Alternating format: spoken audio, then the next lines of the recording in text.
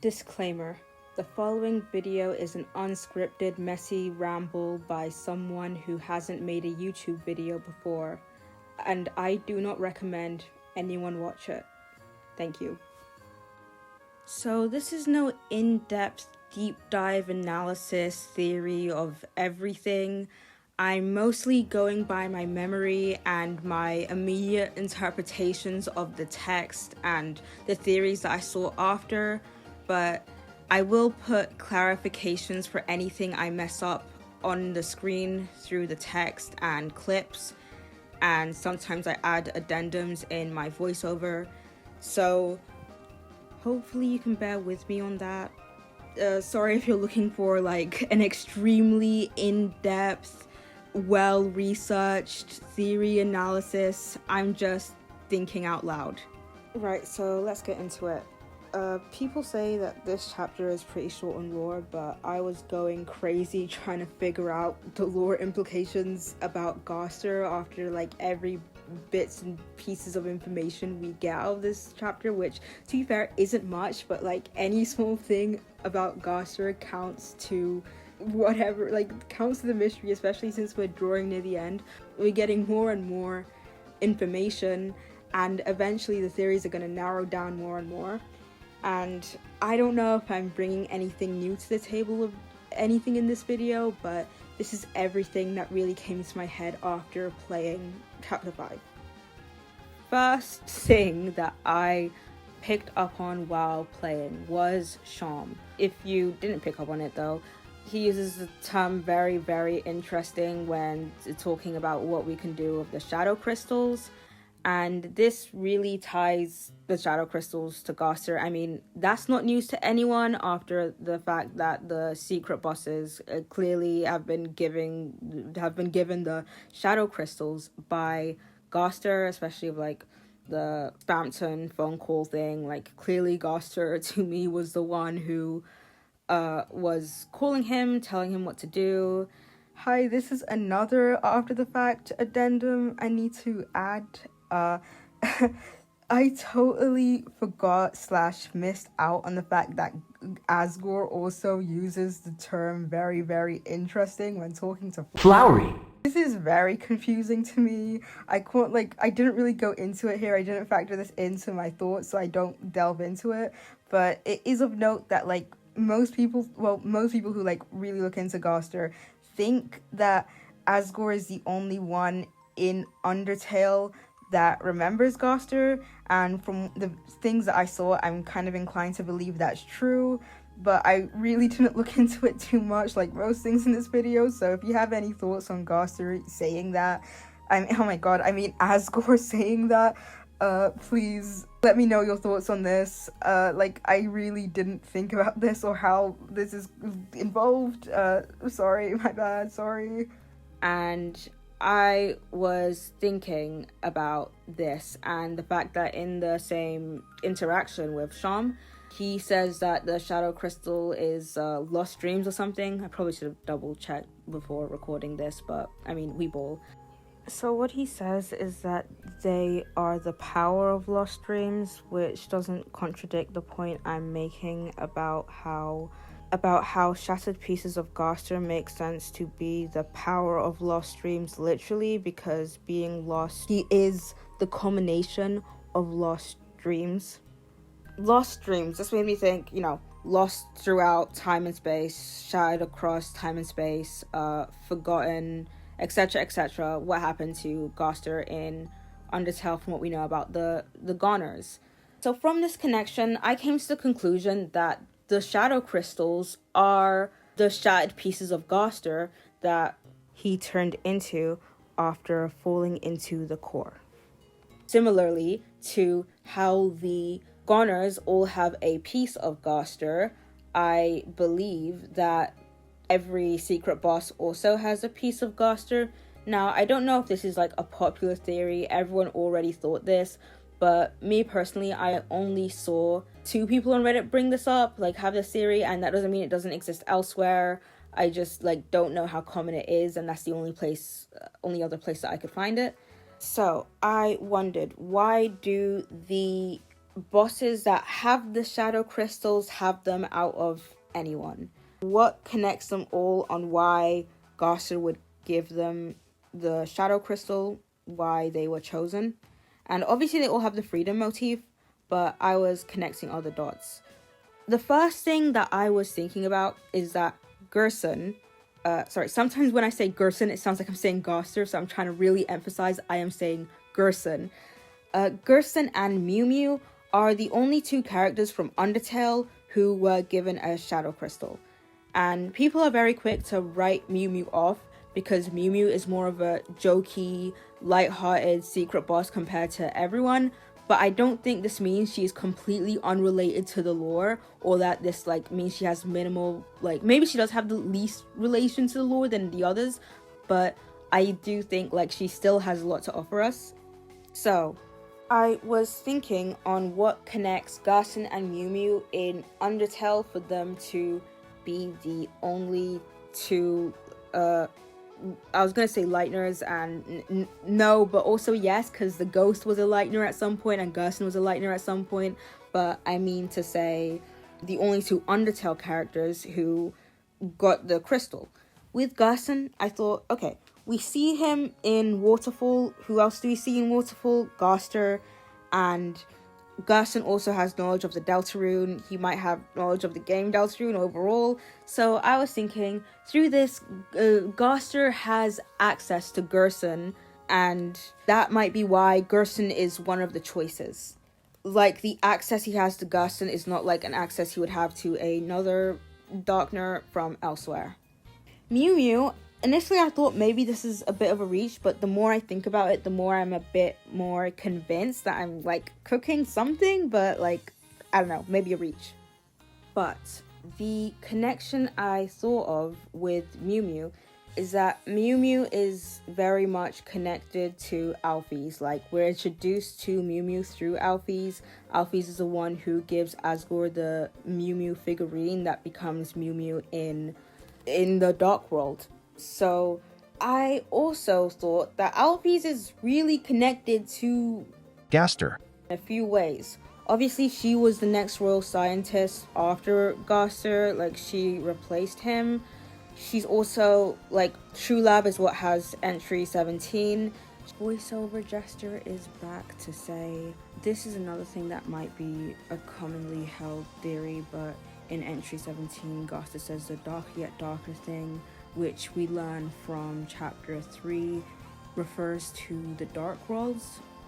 This leads me to believe that Gaster fell into the core trying to investigate Dark Worlds, and this led to him being in Deltarune because maybe Dark Worlds don't exist within the universe of Undertale. That makes sense to assume. She's also connected to Sans, who is connected to Deltarune in many ways. He also has another lab with Don't Forget. And I also think it's interesting that Undertale goes out of its way to tell us that Sans knows Alphys, and he also has worked with Alphys, and they don't explain how or why in Undertale. So that opens the theories up. Clearly it must be a Deltarune thing if they don't explain it in Undertale, especially with Sans' connection with Deltarune. I don't know if this means Alphys know something in Undertale too, but that isn't really relevant to the point I'm making. Also, occurred to me right now, Mew Mew is also in Waterfall as the ghost right outside of Undyne's house, so taking note of that as well. I think this means that Gaster also has access to Mew Mew because of his proximity to Alphys and also proximity to Waterfall. Also, the theme of water seems so important to both Undertale and Deltarune. Other people have gone in depth about this, so I'm not gonna go in depth about it now. But especially chapter 5 makes this motif more pronounced, with the weird route and such, which I'm gonna talk about later, but the water leading out of bounds. And also, the river person seems to have infinite knowledge, and I wasn't gonna bring this up, but I swear they have a line saying very, very interesting as well. And they are also the one who says, beware of the man who speaks in hands. and says something about other worlds, which is just weird. I don't know what's up with the river person. Who are they? Who is bro? But yeah, on the topic of the water motif, the river person is connected to the water by being the river person. This is why I think that of all Undertale characters, Mew Mew and Gerson were chosen. But this made me get a little stuck on the other secret bosses. Obviously, Knight is his own outlier. I'll get to that later, but I was thinking about Jevil and Spamton. All of the 3 other bosses are connected outside of their dark worlds because they're not necessarily from one dark world. They are, but they're not. But Jevil and Spamton, they're like kind of random darkners who is like, why were they chosen? So I haven't brushed up on my Jevil and Spamton lore right before thinking of this. I'm just kind of relying on my memory here. But they are both really connected to the theme of forgetting. They don't want to be forgotten. This is also reflected on how, their item drops after you beat them. To like live on as an item in your inventory, it kind of prolongs the being forgotten thing. I think that this must mean that like they were chosen because they were the darkness most vulnerable to the being forgotten motif that's going on here. Don't forget, Ghost was forgotten. I'll elaborate on that in a little bit. But that's why I think they were chosen out of any Darkner. I don't recall Jevil lore perfectly, but I do think like I do know that by the ending, like if you look into the lore, being forgotten is definitely like an ongoing thing there. And with Spamton, the fact that he wanted a legacy to be big, to be a big shot, he was very vulnerable to the being forgotten thing. That's what really unites them. So that brought me back to Gerson and Mew Mew. So my thoughts on this is that they are also quite vulnerable to the being forgotten thing because they are dead. And when you, like, Mew Mew through the ghost, Gerson through being dust. It makes me think of the way that when you are dead, the world kind of goes on, like the world keeps spinning. And the way I connect this with Gaster is how Goner Kid describes Gaster disappearing. Like, imagine a world without you that like goes on the same or something. I still didn't check this. They also preserve their memory, Gerson through the letter, Mew Mew through becoming a recruit. Like that, if that doesn't preserve her, I don't know what does.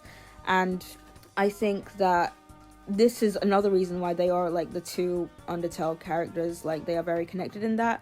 Another thing with Mew Mew is that she's one of the few Darkners we see before we close the Dark World who like fears death. Like there's also the fact that she fears losing the body that makes her happy the second she gets it. But I think that in general, Chapter 5 has this thing where the characters fear death like no other Darkness in the other chapter, especially because you can recruit basically all of them with some exceptions. And like the main exceptions are the secret bosses who once again become an item.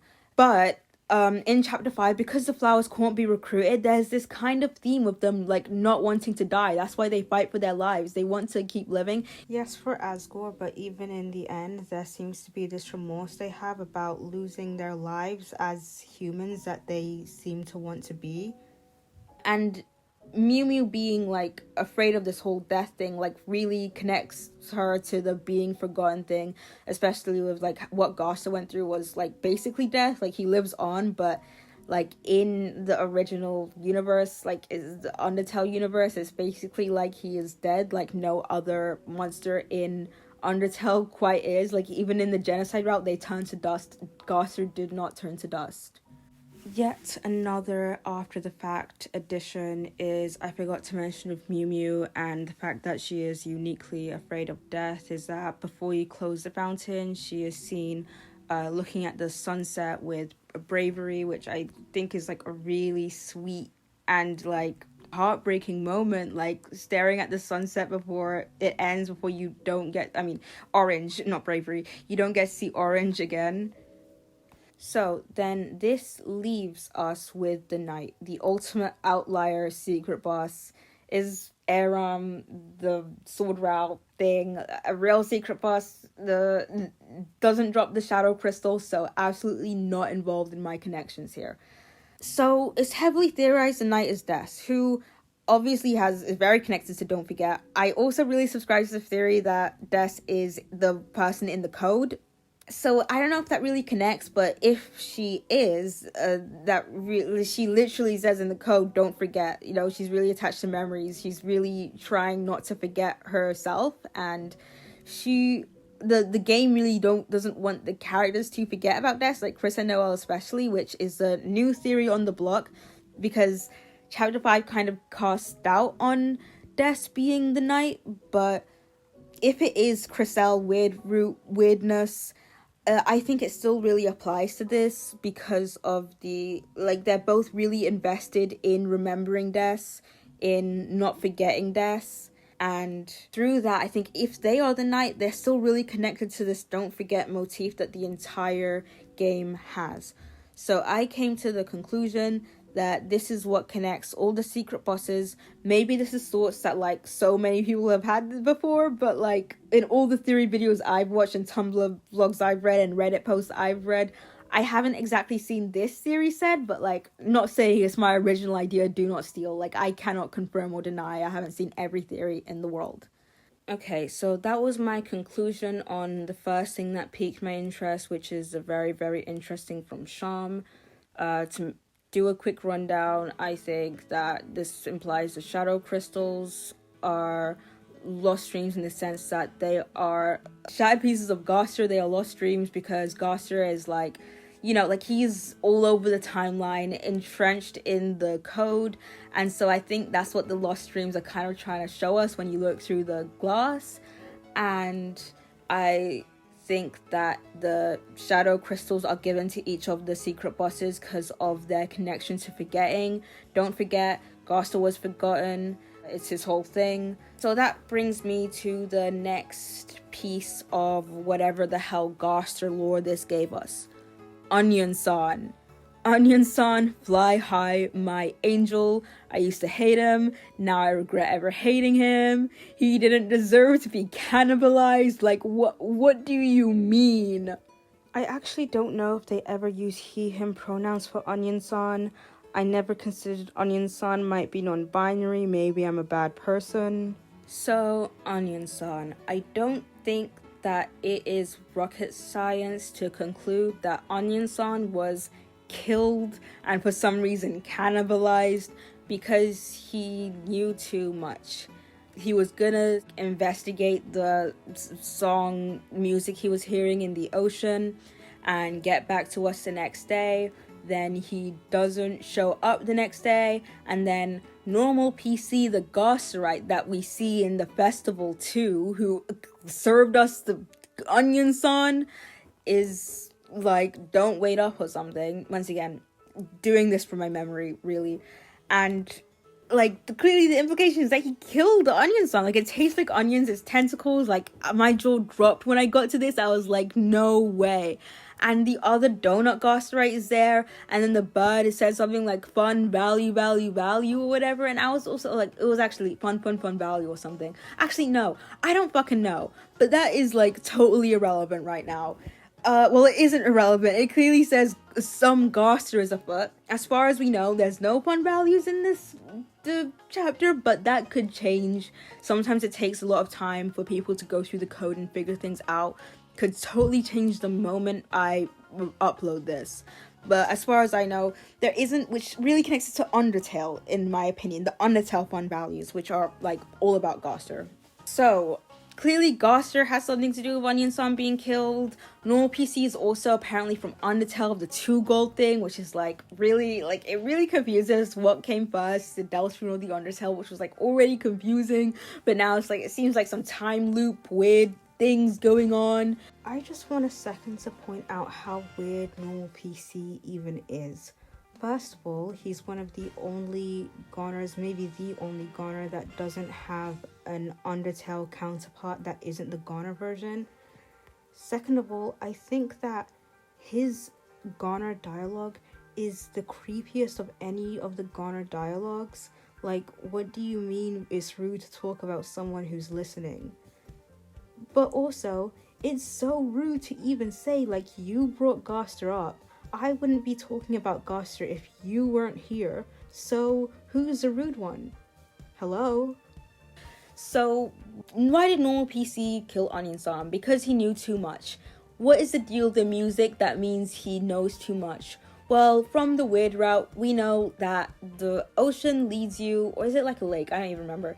The ocean leads you to out of bounds. And if we're operating under the assumption, that might be wrong, but the assumption that Des is in the code, Des is in a way out of bounds. And by extension, Gaster is also in the code. He is a completely meta character both in Undertale and in Deltarune. I think this is correlated. I think that is probably Des's music, either because of the music motif from the guitar, and maybe she's singing, etc., etc. So I think that's where the music is coming from. Back to the river person having infinite knowledge. They also seem to know about the song, or hear the song, or say listen closely to the song. Who the hell is the river person? The river person also goes out of their way to mention that it is an old song, which Onion-san also says it's not a new song, it's an old song, one that they've heard before. And I think Gaster doesn't really want the lighteners to know, like Susie in this context, like Susie especially, to know about this out of bounds stuff. Chris, however, I think they do know. Susie says that she can hear the song, and when she asks if Chris can hear it too, Chris says no. If we're operating under the assumption that Chris was telling the truth and not lying, this is like one of two things which I think really don't make sense, and it's like either only monsters can hear the singing, which I don't think is the case, but like if you're gonna think of a justification for that, it's that normal PC also blocks off information about humans and monsters. But I think it would be really strange if one of those books just kind of said monsters can hear out of bounds, humans can't. Like, I don't think that is a possibility at all. The other possibility is that like Chris just wasn't listening hard enough, like Chris just wasn't like paying attention, which I think would like be totally stupid. Like, why would it be mentioned, pointed out that Susie can hear it and not Chris, and just to be like, oh, because Chris wasn't like listening to the ocean? I don't think that makes sense. I think Chris was lying, which means Chris knows something. Chris knows that that Susie can't know about this, and this really lines up with whatever knowledge of Gaster Chris has, with the fact that the Knight, Carol, Gaster, they're all connected in a way. I think that by extension Chris knows about Des. Maybe they know about Des being in the code, maybe it's something else afoot here, but Chris knows about the player. That means Chris has a level of meta knowledge, which really implies to me that it's not a stretch to say Chris knows about Des being in the code, or knows about the out of bounds stuff and why Susie can't know about it, and that is why they lied about it.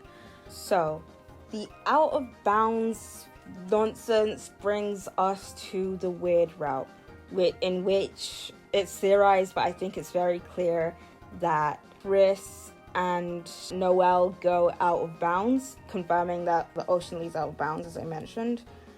And I think with the fact that Happy Town is playing during the route from the Fun Time event, the sound test from Undertale, that's obviously connected to Gaster, and Bampton, he has the ring to start the Snowgrave route, the weird route, and I think, since Gaster's connection to Spampton, this must have been given to Spampton by Gaster. I think that also gives Spampton meta knowledge.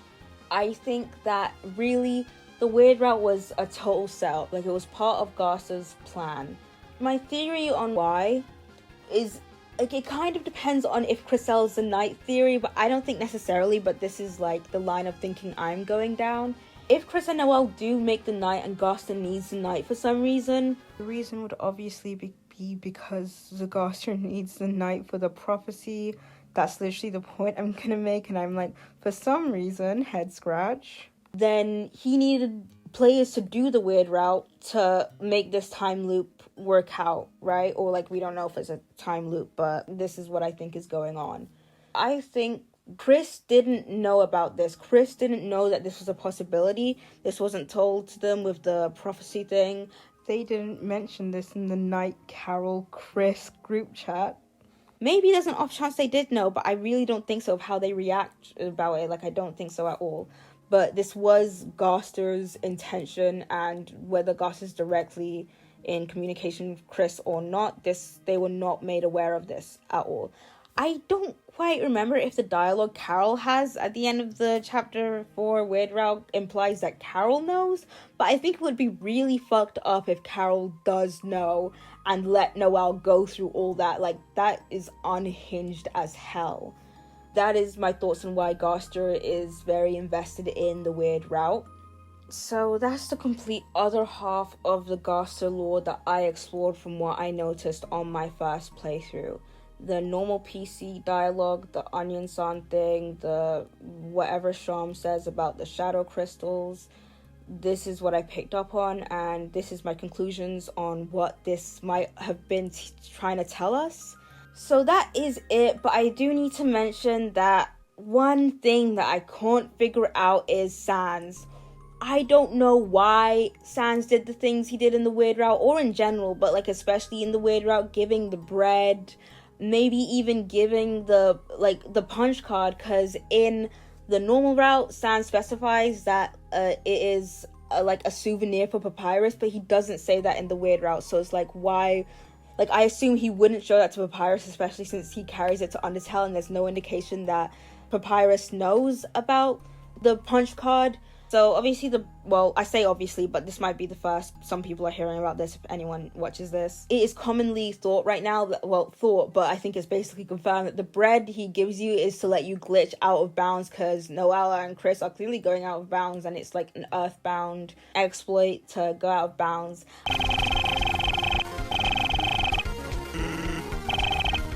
And also the punch card is an Undertale speedrunning exploit, which I think is too much of a coincidence to not be correlated to. But it's like, how does Sans know about the Weird Route? Why does he help the Weird Route happen? Is Sans even trying to help it happen? Or is the bread a way of keeping track of them for a good reason? I don't know, because I don't see a good reason to let them go out of bounds, and Sans clearly knows that's the purpose. Is he working with Gaster? That's a theory my friend posed to me. Maybe he is working with Gaster and he's doing something Gaster wants him to do. And I'm not sure about this, because the vibe I got from the Weird Route is that Sans thinks the Weird Route is a bad thing and Gaster wants it to happen. But I don't know. I guess with the out of bounds thing, he does have meta knowledge. New idea alerts. You know how Flowery can edit his stats, very much like Flowey, in the sense that he also has a lot of meta knowledge, very much like Rouse as well. The way Sans can teleport but in both Deltarune and Undertale, I'm thinking that maybe that's similar to the fact that Flowery can defy logic of the game by editing his stats, and similarly Sans can defy the logic in the game because of his meta knowledge about being in a game. I don't know. But my initial assumption of Sans is that he didn't have as much meta knowledge in Deltarune if Deltarune came first and he traveled to Undertale afterwards. Maybe he has meta knowledge because of what he went through in Deltarune, and that's what gives him most, if not all, his conclusions. But how does he know then? Is it Gaster? Why does he know? How would any of this happen? Why does the bread work? Where did he get the bread from? Honestly, saying it all out loud, it really does connect me to Gaster is working with him. The Gaster Blasters directly connects them, but I still can't really put my finger on how, why, whatever Sans did anything this chapter. If any of you are watching this, if anyone is watching this in general and have any theory. Something's told me. Okay, where was I? Right, okay. If anyone is watching this and you have any idea, what is going on with Sans, or you have any speculation, please do let me know. And let me know if any of my other thoughts check out, or if there are any major contradictions, or if it's super wrong. And I think that's basically everything I went through. If you didn't like this video, leave a dislike. And if you like this video, thank you.